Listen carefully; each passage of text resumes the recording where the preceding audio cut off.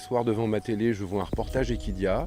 Et à l'époque, vous faisiez des grands formats, environ 50 minutes. Et les Carberies, Louisa n'avait pas encore gagné le Grand Steeple avec Docteur. Ça devait être 2 ans ou 3 ans avant.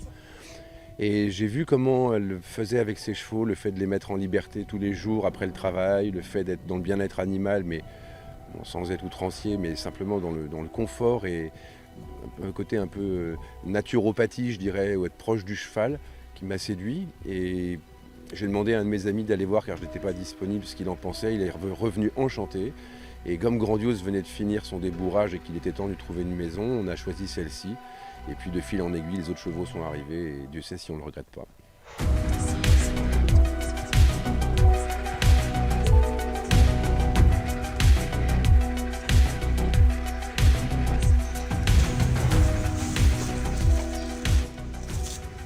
Enfin, extraordinaire pour plein de raisons, mais déjà physiquement, c'est déjà assez impressionnant et rare de voir un cheval de cette taille, de ce physique, avec autant de souplesse aussi, parce qu'il peut être très grand et très raide, mais ce n'est pas son cas. Et puis sans doute exceptionnel, parce qu'il a un mental et une façon de vivre qui est un peu atypique. Il est, malgré sa grande carapace, il est très sensible, et en même temps, il est très à l'écoute de l'homme, et c'est peut-être ce qui fait que justement avec les Carberies, et notamment avec Louisa, ils s'entendent extrêmement bien, c'est que il y a une forme de communication qui s'installe. J'aimerais dire que c'est un cheval qui est très intelligent, proche de l'homme et qui comprend les choses. Grandiose était très bien. C'était pas un gros boulot ce matin comme on est à 4 jours de la course. Donc c'était plutôt un travail sur une longue distance, mais pas forcément vite. Juste entretien. Donc très bien, belle action, il était calme, il était très bien, il a tout fait ce qu'on lui a demandé, sans plus, sans moins. Oui, on aurait dû courir le Murat. Et on s'est dit, on va courir le Murat, s'il arrive quelque chose, on a quand même l'engrais après. Donc 4 jours avant le Murat, il s'est mis un coup, rien méchant, il n'était pas boiteux, mais c'était sensible, et ça a changé son action légèrement. Donc on a décidé de ne pas courir, sachant qu'on avait l'engrais après. Donc oui, c'était un petit pépin, et il a passé 4-5 jours au pas, puis 4-5 jours galop de chasse avant de reprendre le boulot. Donc ça n'a pas dû changer beaucoup pour lui. Compiègne, c'est très différent, exactement. C'est une question différente. Et nous, on a préféré Compiègne l'année dernière. C'est plus sur la vitesse. C'est un cheval qui a beaucoup de train, mais qui ne change pas de vitesse. Mais il peut faire un bon train pendant longtemps. Et on s'est dit, on va tester Compiègne. Ça s'est bien passé. Et on trouvait que les 4004 à Hauteuil, à 5 ans, il nous laisse un peu sur notre fin pour finir. Sur plus court, ça allait très bien. Il gagnait très facilement.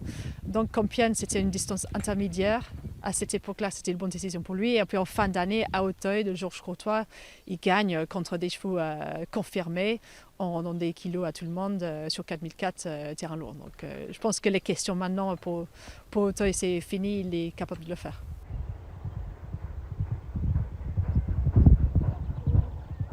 C'est un cheval prudent et agile, et très généreux. Il va jusqu'au bout à chaque fois. Donc c'est à la fois un très bon sauteur, mais un cheval aussi qui, voilà, comme j'ai dit, il a un bon train et il peut garder ce train-là pendant longtemps. Donc c'est un cheval qui est assez impressionnant. Différent de beaucoup, mais impressionnant. Ouais. Je suis assez fataliste. Arrive ce qui doit arriver. Maintenant, toutes les conditions sont réunies tous les jours. Tout le monde travaille avec un objectif. Donc on est assez patient. On a été patient parce qu'on a dû démarrer tardivement. Et ce cheval et les autres d'ailleurs, on les commence plutôt très tardivement. On est un peu sur un nuage, mais pas un nuage d'idéaliste. On est juste simplement dans l'attente de ces événements qui arrivent. Et déjà, on vit très bien ceux qui sont passés avec cette merveilleuse année qu'il vient de faire.